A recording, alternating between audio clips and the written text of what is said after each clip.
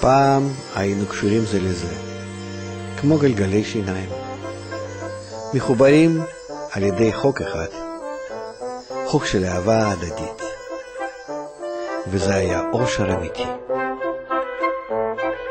אבל פתאום הכל השתנה. פתאום התעוררו בנו רצונות אגואיסטיים שהרסו את כל האושר הזה. נפלנו לעולם הזה, עולם חשוך וחסר צדק, שבו שולט חוק אחר לגמרי. התחלנו לשלוט על אחרים ולנצל אותם. נמשכנו אחר כבוד ושליטה. רדפנו אחרי ידע ותארים מתקדמים. רצינו כסף וכמה שיותר.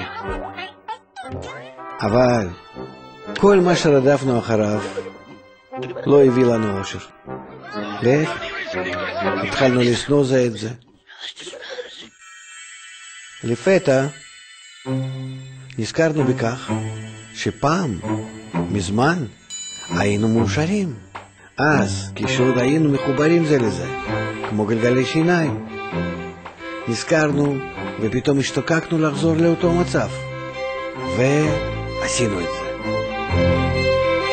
התחברנו יחד והבנו מה הם חיים מאושרים